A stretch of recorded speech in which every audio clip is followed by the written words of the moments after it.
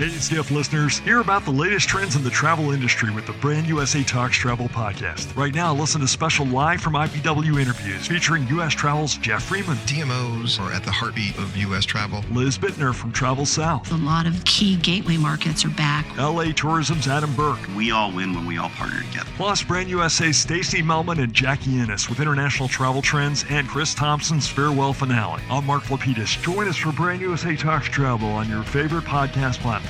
Brand USA Talks Travel.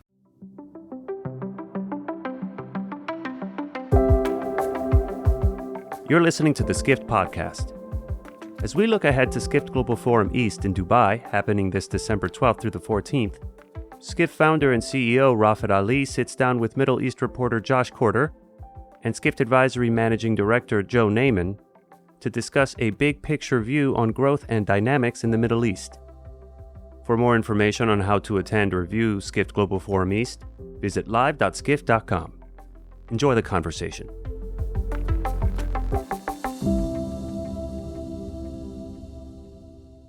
Welcome to another edition of Skift Podcast. Today we are going into a topic that is quite near and dear to our hearts, which is the future of travel in the Middle East region. We have been covering Middle East with a lot of intensity over the last, fair to say, 2 years, really 2-3 years, and it's become a large part of our business as well. It got really a bolt of energy when we hired Josh Corder, who's on this podcast, and we're going to come to him in a second. He joined a few months ago and is now covering Middle East travel industry daily for us from a news perspective. Also on the podcast, I have Joe Naaman, who is the managing director at Skift Advisory, also a very new Skifter because we acquired the company that he was part of, 2031, 2 months ago. And he is from the larger Middle East region, but lives here in the US. And we wanted to do a podcast on what's happening in Middle East. Less to do with the current headlines, but the effect of the current headlines on the future trajectory of tourism in Middle East. Fair to say that it has had a chilling effect on the conversations about travel in Middle East. So we're going to get into a bunch of those conversations. So for us, from a Skift perspective, we look at the larger MENA region, so the Gulf region, larger Middle East, but also the North Africa region. So for us, they're all interconnected. This is how geopolitics also works in those terms. And there's been a lot of momentum on investments into the region, into the growth of the tourism into the region, as well as particularly coming out of COVID, 2022 and 2023 has been very good for the region in terms of tourism. So I want to first go to Joe. Joe, so you not only have you worked in the region, you're from the region as well. And we now, Skift Advisory, works with a lot of clients in the region as well. So from your perspective, just give a quick overview of the state of MENA region's tourism from your perspective. Yeah, thanks for having me, Rafat, and happy to share my perspective on this. The best way for me to describe what's happening in the Middle East is to sort of break it down into three groups. First of all, actually, before I even get into that, we say the Middle East, and even before everything that's going on right now, there's always been the biggest barrier is the perception of safety in the Middle East, and this has only been exacerbated by what's happening currently. Now, keeping that in mind, a lot of people who are traveling to the Middle East or who might think about traveling to the Middle East, they have that mindset that the Middle East is one region, but there are so many different, and I know everyone here knows it, there are so many different unique destinations within the Middle East that are completely safe. And I know I always give the example of, I left my phone at a table at a Starbucks in the UAE, and it was there hours later. No one had even touched it. Like it's that safe in certain parts of the Middle East. So the way that I break down what's happening in the Middle East is really into three categories. And the first category are those destinations that are very close to what's happening in Israel and Palestine. And so, obviously Lebanon and Syria failed states, not much happening there from a tourism perspective. But Jordan is taking a big hit, and they're very nearby. We're seeing a very drastic slowdown in visitation to Jordan. We're seeing a slowdown in terms of activity, development of the destination and experiences and things like that are happening in Jordan as well. It's not that they're being canceled altogether, but we're seeing folks saying, let's push this out to 2024. Let's wait a little bit longer. And then you have the second category, which are destinations that somewhat neighbor where the conflicts are happening right now. And that would be, in my head, Egypt and Turkey. I know Turkey technically is not in the Middle East, but we'll consider as part of the Middle East for this discussion. Mm-hmm. And we're also seeing somewhat of a slowdown in those geographic areas. But the security in those areas has been extremely strong. A lot of their economy depends on tourism. They understand that that it's not a game, right? They have to really take this very seriously, and they're doing everything they can.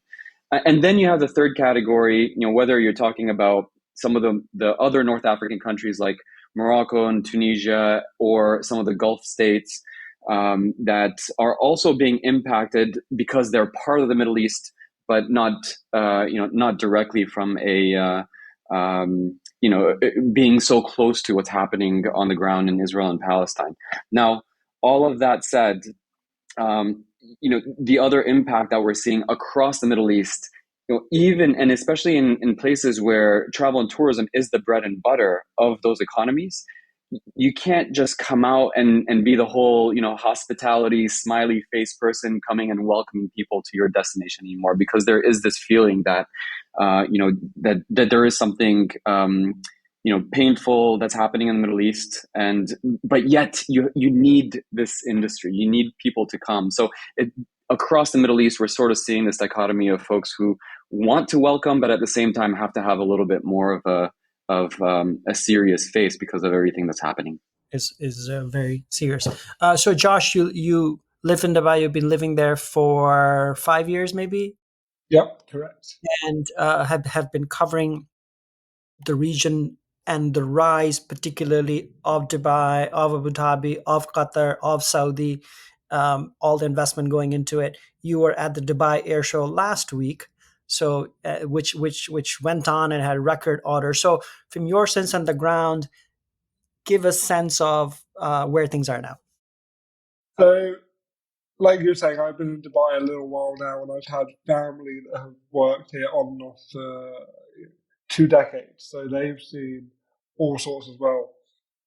Dubai has always been very good at avoiding these topics, avoiding talking about them, avoiding kind of directly taking part in them in any way, avoiding taking a stance. They'll normally be in the middle in whatever way they can. It's very much a case of don't talk about it, and the show must go on. That's really the Dubai approach. The Dubai Air Show last week was obviously massive. It was full of people, but it was very much security was the heaviest it's ever been. I was asking around, and there were I won't go into details, but there were a lot of police. There were a lot of security to get in, a lot of checks. There were people telling me it would take them 5 hours to get from the security check to the show itself. Wow. Yeah, 5 hours. So that's Dubai's way of doing it. They always find a way to carry on with the show, whether that's not addressing a topic, having more security and not addressing that security, or finding some other way to show everything is fine. Another event that was going on last week was the Dubai Watch Week. Obviously, a totally different segment. It's luxury watches and jewelry. But even that, I was there as well. People were talking about it. They were saying, I can't believe Dubai is doing this, something going on. It's overt luxury and so on. But, on Dubai's side, they weren't saying much about it. Dubai has basically always had this stance of neutrality and being the place that is seemingly immune to these situations. It's always seen as the bubble in the Middle East. And also, what happened during COVID, Dubai was one of the fastest to recover, not only in the region but in the world, I would say, because of how they're structured, they're able to contain. They're very good at efficiency of vaccinations, etc. In general, security, as you mentioned, and it looks like they did and have come out of pandemic even way stronger than anybody entering it. So I think something a lot of people don't realize about Dubai is that it is really, really small. It's about the size of Houston, Texas, give or take a few square miles either side. So yeah, in that scenario, they were really able to sort of contain the amount of pandemic. They reopened for international tourism in July 2020, and it was less, the way I see it, it was less about the immediate benefit of travellers as much as it was about a big marketing campaign for them to push them further into later in the year and into 2021. Because then when people were looking for their holidays in December time or in January the following year, they had 6-7 months of Dubai content, Dubai marketing, Dubai saying it's a safe place to visit. So that was them kind of playing the long game. And that's always what Dubai is doing, really. They're always sort of playing the long game, biding their time, thinking ahead. People think of it as a very reactive place that moves very quickly, but really they're always thinking about how they can nurture their image and how they can convert travelers in the long run. Mm-hmm. And the COP28 is coming up. This is the big climate summit that's coming up. That I guess some of the pre stuff has already started happening as well. And by the way, I should have said this at the start. We are doing our own Skift Global Forum East in Dubai in 3 weeks from now, December 12th to 14th. That's at the Royal Atlantis, the new swanky hotel. So we're obviously very, very invested in the region. We will have a lot of these discussions with people that are speaking there as well. So this will be a very big topic of discussion. So from a COP28 perspective, what's your sense of the effect on the ground? So COP28, as many people know, is... Hey, Skift listeners, hear about the latest trends in the travel industry with the Brand USA Talks Travel podcast. Right now, listen to special live from IPW interviews featuring U.S. Travel's Jeff Freeman. DMOs are at the heartbeat of U.S. travel. Liz Bittner from Travel South. A lot of key gateway markets are back. LA Tourism's Adam Burke. We all win when we all partner together. Plus, Brand USA's Stacey Melman and Jackie Ennis with international travel trends and Chris Thompson's farewell finale. I'm Mark Lapidus. Join us for Brand USA Talks Travel on your favorite podcast platform. Brand USA Talks Travel. It's said to have about 35 to 45,000 people in the city at once. People are liking that effect. It runs from sort of the end of November to the middle of December.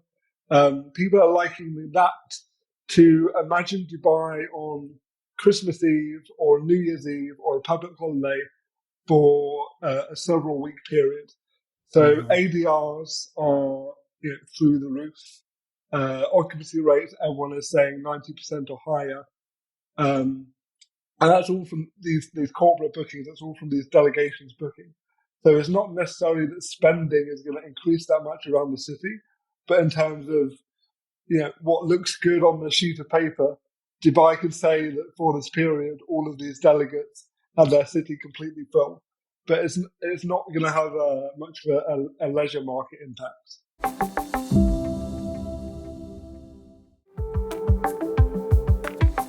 There was also a lot of momentum last year coming out of the World Cup for obviously Qatar and then for the larger region as well. Joe, I'll go to you from your perspective, sort of post-World Cup buzz for the region. Has that translated really from your perspective?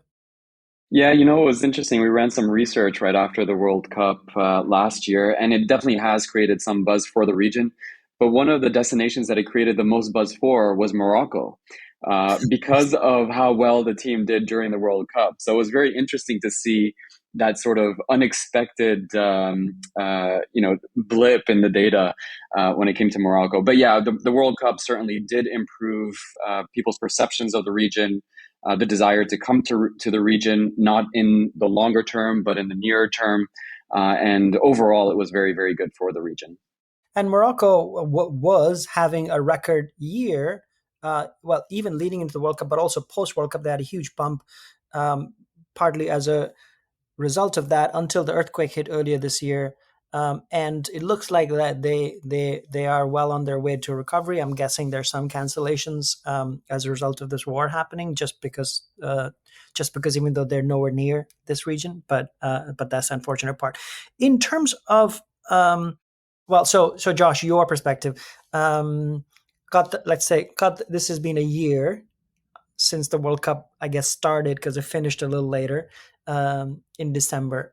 Has Qatar been able to capitalize on the investment? I'm not sure they're seeing that return on investment just yet. There is a situation of quite substantial oversupply in the market now. They rushed to build a lot of hotel rooms. They got the majority of those open, filled them for a month, and then they are struggling to fill those again now. If I were to say the silver lining that came out of it, and it's to segue into a bit of a different topic, is the Qatar World Cup really showed travelers and policymakers in the region just how easy it is to interconnect the GCC states, how nearby Dubai is from Qatar, how nearby Saudi is from Qatar, and how all of those states rushed to introduce specific, quote unquote, FIFA visas in and out of the country. So I'm not sure that the World Cup has had the immediate shot in the arm that the Qataris hoped, but I think it's been quite a surprising catalyst for this idea of cross-country travel between the GCC and the eventual master plan of the unified visa. Right. How can Qatar benefit from the success of Dubai, benefit from the success of Saudi, and so on? So I think that has been the biggest achievement of the World Cup, in my opinion. Yeah, fascinating. Go ahead, Joe. Yeah, Josh, I love hearing what you're saying, because that is a personal mission of mine, is to see more of, and ideally joint itineraries between, within the UAE alone, let's start there, but then also between various GCC states, because it's just such an opportunity. Folks don't travel to the Middle East every year. We want them to come back. But when you do travel, why not hit up a couple of destinations at the same time? And I think that there's so much room for more collaboration across the Middle East. What's the status of the GCC unified visa? Do we know? The status is it has been approved by the interior ministers, and it will likely be rolled out next year or 2025. And this, we're talking GCC as in the Gulf region, not really the full Middle East, but the Gulf region. Gulf. Yeah. And in terms of source markets to the region, let's talk about that, because much like Europe, like one of the things that you learn as you cover these destinations, people say Europe is the world's largest destination from a content perspective. That's true, but it's like 70% of their travel is intra-Europe, which long term is likely to change because of the demographics there. But in terms of the intra-country travel, like Saudi continues to be a huge source market for many countries in the region. One of the reasons why many countries in that region are worried about Saudi is if Saudi develops into this powerhouse, a lot of the internal domestic will stay domestic. And so certainly that's there. So from your perspective, any of you, or Joe, you want to go categorize the source markets? There's the GCC, there's Europe, there's South Asia, and there are others. Yeah, for sure. So GCC, as you mentioned, Rafat, is going to be the number one source market for the Middle East, and that will continue in the short, medium, and most likely in the long term as well. The other market, as you've also mentioned, would be the European markets traveling to the Middle East, especially in the off season for the European market. So to get a little bit of sun and sand and beach and fly and flop, as we call them sometimes as well. So that has traditionally been the case, but There are neighbors to the east that I'm very excited about what's happening in India, and I think they're going to continue to be a huge potential source market to the Middle East. As that middle class grows, we're seeing more and more folks traveling to the Middle East, and Middle East catering to those travelers as well. So I'm very excited about seeing more of those types of travelers. As far as the Far East, it's slow. Return, especially of Chinese travelers, is slow. Right now, we're seeing that Chinese travelers are traveling to within a 4-hour radius of where they are, and little by little, and not as fast as we would have hoped, are traveling a little bit further afield. So I think it will take a couple, maybe another year or two before we start to see the numbers that will start to make us feel comfortable again from a Chinese traveler perspective. And then of course, you have, the Americas, and especially from the US. I know a lot of the Middle Eastern destinations love American travelers because we come with a lot of big bucks as well. We tend to stay longer because it's a little bit further afield, so we spend more. And so I think we're going to continue to see a little bit of growth from that perspective, not as quickly now because of the war and everything that's happening, but we will see a little bit of growth from those markets as well. And perception changing. I mean, I guess the so-called perception changing goes in concentric circles. Like GCC, you don't have to change perception; they live there, so that's there. India, South Asia has historic connections. A lot of people from that part of the world work in that region. So there's that family connection as well. Then there's the bucket of Europe there that needs convincing, if you will, but are probably more prone to traveling, as you said, in off season and for other reasons as well. And we haven't even come to the business travel part at all, but we will in a bit. And then we're talking about US and Americas, which is probably the hardest nut to crack in terms of perception change. So, Josh, from your perspective, how good a job you think countries have done in the region in terms of perception? In terms of the US market specifically, or just in terms of generally, like Dubai has done an incredible job. Abu Dhabi, you would say probably up there as well in terms of change of creating these mega cities that are magnets no matter what. Something interesting about this in the race for changing perceptions is basically Dubai had the first mover advantage. So now if any other nearby GCC state wants to do something similar, they will naturally be compared to Dubai, often to a less favorable degree, and then people will go, let's go to Dubai anyway. So I think destinations have caught on to that fact, and you see Abu Dhabi marketing itself as the cultural capital of the UAE. It has the Guggenheim, it has the Louvre Museum, it has various other museums, and it also has the biggest focus on theme parks, Ferrari World, various other roller coasters, more and more theme parks to come. So that's how Abu Dhabi is done. It's basically maybe conceded is an unfair word, but accepted that it can't compare itself, or it can't help but be compared to Dubai, so it has to do something differently. Oman is doing a similar thing, which is very much trying to stay true to its Islamic roots, stay as a heritage tourism destination, and push that envelope as far as it can, and push that market as far as it can, which kind of naturally gives it a GCC tourism focus. Now, Saudi Arabia, obviously, as the biggest perception issue, conservative kingdom, closed off till 2019. You don't need me to tell you all of the various things that people have against them. They are currently where Dubai was perhaps 10 years ago in terms of people not quite believing all of this is going to materialize, not believing it's going to be a safe place to visit, not believing it's going to be worth their money, probably the biggest one. So Saudi Arabia's job, it has Dubai as a proof of concept, but it's not trying to be Dubai, it's trying to be something even bigger. I think people right now have a hard time fathoming something even bigger than Dubai.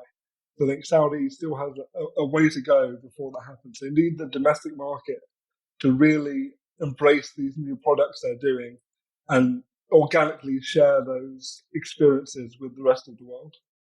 Mm-hmm. And have so Dubai has done obviously this very brilliantly because they like if you look at the India market, every spectrum of tourism comes to Dubai. Like it's not just luxury tourism. They've diversified over the years into middle class and all different types of people coming to Dubai to visit as well.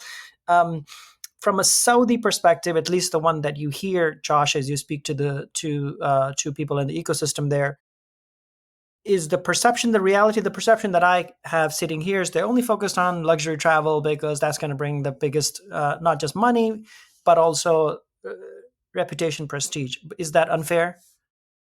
No, I don't think that's unfair. I think what you have to understand about Saudi is their tourism ambition is tied to this thing called the Saudi Vision 2030, which is by the year 2030, in 7 years, they're going to have an economy where tourism is the second biggest tourism driver behind oil, and they'll have 150 million domestic and international travelers combined. To achieve that, people have this misconception that they're going to be opening all of their hotels at once. Really, for the next few years, it's not about opening hotels. It's not about getting travelers. It's about a marketing campaign. Saudi Arabia is basically trying to pull off the biggest marketing campaign in human history. And to do that, they need coverage, they need headlines, they need eyeballs. To get eyeballs, it's far easier to sign and announce an outlandish Four Seasons Grand Hyatt, or even announce your own brand called Shea Bara on a space-age, spaceship-looking resort, than it is to announce, I shan't name brands, but than it is to announce 50 mid-scale brands. Mm-hmm. So I think for the next 2 or 3 years, you're not going to see many of those things signed because it's really not their ambition. Their ambition now is purely get as many people in the world to look at Saudi Arabia, to think about Saudi Arabia, to know what Saudi Arabia is. And to do that, they will focus purely on luxury hotel signings. After that 2 to 3 year period where people start to know about the market, you will gradually see a shift, probably a quiet one, where more, more mid-scale, lower end or short-term rental agreements are signed. But for now, I don't see much of that happening. Joe, from your perspective, in terms of diversification of traveler type, what's your sense today? You obviously work with a bunch of people in the region. I know we now have worked with Russell Khema as well. For instance, they're trying to attract, for instance, Indian tourists or Indian weddings, if you will. Your sense of diversification? It's across the board in the Middle East. It just depends on the destination and within the country itself, what are the specific places that you want folks to go to. We work in a destination, not to give it away here, where they have amazing beach areas, and they just want people to come and spend the week on the beach and all you can eat and leave. And then there are also some amazing cultural and heritage aspects where they want people to come for 2 to 3 weeks and spend more time and spend more money. So they're going after the gamut of travelers. So it just depends on the destination or on the country within the Middle East and the type of destinations that they have within. Across the Gulf, just to sort of focus on that, since a lot of this conversation has focused around that as well. I love, Josh, your explanation of what's happening in Saudi Arabia. There is a focus, yes, on the luxury market right now. And I also love what you said about, capturing headlines, all about announceables. And a lot of the strategy right now will be to focus on those luxury influencers, even, if you will, because those are the people who are going to be telling everyone else about all the experiences that they've had and where they stayed and what the service was like, etc. So I find that there's a little bit more of a quote unquote a welcome for those types of travelers. Now, that said, we are seeing some markets or some destinations within the Middle East that are a little bit more mature from a tourism perspective that are also now realizing that we need to go after middle class, lower middle class, bring people over into the Middle East so that we get them to occupy our hotels and stay a little bit longer and enjoy what we have as well. So there is a little bit of that. Again, probably slow when we're talking about Gulf countries, but more than I used to see on that topic. Yeah. Yeah, I mean, if you don't. Yeah, go ahead. Yeah, if you don't mind, just to sort of circle back on something that Josh said earlier about Saudi Arabia as well, and that is, I grew up in the kingdom in the 80s and 90s, and when I see the momentum that's taking place right now in Saudi Arabia and where they were in the 80s or 90s compared to where they are today, yes, it's going to take a little bit of time, but I feel very hopeful and opportunistic that they're going to get there and they're going to achieve these ambitions. And I love what they're doing from a marketing and promotional perspective, because it's not just changing what Saudi Arabia is all about, but it's also changing what the Middle East is all about in the minds of consumers. So very excited with everything that's happening in Saudi as well. Yeah, and I guess the thing we haven't discussed, but it remains to be, it should be said, is the reason why these countries are focused on tourism is diversification of their own economies and giving hope to a very youthful population in the world, meaning jobs and hope to the local populations. This is maybe less so in some of the smaller countries like UAE, but 100% true for Jordan, 100% true for Egypt, Morocco, Saudi, even Oman, I would say. And so all of these are very much job creators for these economies, and to give a different and a hopeful future beyond. I mean, there's reason the war's happening, but if an alternate view of the region is, here's how you create jobs and give more hope to the region and to people that are working there. And that everybody has said, Vision 2030 has said that Dubai and UAE's master plan, I don't know what the name of it is, but that's a huge part of their focus as well. Yeah, absolutely. I think the Arab Spring in the early 2010s was a big wake up call for a lot of different destinations, and they realized that they need to diversify their economies in order to keep the vast majority of their populations, which are very young, happy and occupied, and that's what they've been doing. I love what's happening in the Middle East. One of the numbers that I read not long ago was the number of cell phones owned by Saudis, especially the youth, are 2 cell phones per individual, or around that number. And what that means is that they're connected. They're connected to the internet. They know what's happening on YouTube. They see what's happening in other parts of the world. They want some of that as well, within the parameters in which that's possible in those places. And so absolutely, that means that we need to think about things differently, and how we attract different visitors, and how do we keep our people happy, and jobs, and all of that kind of stuff too. One question I have, which is related to this, is the role of the Middle East. I guess in this case, the Gulf airlines and the airports that they've built. The airports are a monument to their ambitions. Certainly, Dubai proved that to the world. Abu Dhabi finally getting there. Saudi very much on that path. Turkey 100% on that path as well.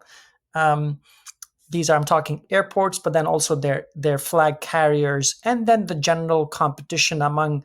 It's a very, very vibrant aviation market. So what's your sense, Josh, of the role that these airlines have played? Yeah, I mean, plans are nothing without the airlift, really. People have been talking a lot in this region about the return of Chinese travelers. They've been training staff for it, doing marketing campaigns, going over there and promoting themselves, but they can't. They don't have the flights, so they can't do it. It's nothing without the airlift. For a long time, it's basically been Emirates were on top and nobody else. Then came Qatar Airways, and they started to do things. The next big thing you're going to see is obviously Riyadh with Riyadh Air. And the question is less, do the Saudis have the money to do it? Because obviously they do. It's a case of, is Riyadh a global base? geographically, yeah, it's in the middle, as much like Dubai is very much in the middle. But does it have that reputation? Does it have the manpower? Does it have the talent needed to run, basically an airport which is trying to rival the busiest airport in the world, which is Dubai International? So I think Riyadh Air's ambitions are fabulous. I think they have everything they need to do it, apart from figuring out how they can unlock Riyadh and how to turn that into a city that will stand as a global connector to the rest of the world. Because Dubai was able to crack that code, and I'd like to see how Riyadh can do that next. Another thing you're seeing is there's a lot of small airlines that are sort of coming and going in this part of the world, whether it's the low-cost carriers or even as recently as last week on the other end of the market, there was a business class only carrier announced that does flights between Riyadh and the Maldives, which is obviously a very popular route.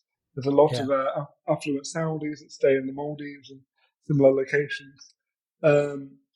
I'm not sure that they can build up the reputation that others have done. What you find with most successful Middle Eastern carriers is they're so intrinsically tied to the image of that country that they'll have government bailouts, or they'll be in all the promotional campaigns, or the success of tourism and hospitality is the success of that airline. I think the Middle East carriers rely heavily on that kind of country image, and without that, I'm not sure they would do as well without that safety net under them. Yeah. One of the interesting wrinkles, and that's an understatement, to come is the rise of the Indian carriers, and you were there last week at the Dubai Air Show. Air India, and between Air India and Indigo, which is the two local Indian airlines now privately owned, both of them, they're the biggest order of 1,200 planes over the next decade, which means that the hub status that Middle East or Gulf has had in terms of connecting people is going to be challenged 100% with these Indian carriers. And of course, Riyadh Air is coming up, so that's a new entrant that wants that. Even though, as you reported, maybe last or 2 days ago, that Riyadh Air doesn't want to have a hub status like Emirates has. So fascinating on how, we're probably in the next 5 years, this region will probably have the most change of any sector in travel. And in 5 years, it'll be a totally different conversation that we're having probably now. I mean, when you're starting from zero, every change you make, monumental or small, is going to look enormous, right? Saudi Arabia loves to report that their figures are going up by triple digits or double digits or whatever it is. That's because they're comparing it to literally the number zero, right? Yeah. They're starting from nothing. Outside of the religious tourism, that has obviously millions of people coming for Hajj or Umrah, which now obviously they've also simplified, and that's the hope that they don't. I'm surprised they don't talk about it as much as you would assume, which is the people that are already coming for religious pilgrimage, and they're becoming certainly the lowest hanging fruit of moving people from there to other parts of the country into maybe not the giga projects, but whoever, all parts of the country. Yeah, I could speak to that. They're definitely talking about that, and do see that as an opportunity as well. I haven't seen specific strategies yet developed around it, but I know that they're out there. Yeah, I mean, that will always be there. It's not like that market is going to go away. So maybe they're not prioritizing marketing wise, but they're definitely, I'm sure, thinking about it. I mean, they've made it so much easier for us to go do Umrah. Used to be there's a special visa, and now you can go on any visa and do Umrah. There's I think that's one of the I guess the silent biggest weapons in the world. So fascinating. We can keep on going for the next hour, 2 hours. There's so much to happen. I would highly recommend anybody who is now listening to this, it means you're very interested in the region. Please come to our Skift Global Forum East in Dubai or join us online. And obviously you can follow the coverage on Skift as well. We have the CEOs and top executives of pretty much every topic, every company, every destination that we discussed here over the last half an hour, 45 minutes. And we have the CEO of Riyadh there that we just mentioned. We have the number 2 at Emirates that is speaking as well. We have the heads of tourism of pretty much every country, every region there as well. So it'll be a fascinating conference at a time where you would assume that some of the discussion has come off travel and tourism, but the opposite, at least in terms of why the need for travel and tourism is there, is very apparent. So I hope to see all of you there in 3 weeks, and we'll be back. Thank you, folks. All right. Thank you. Thank you, folks.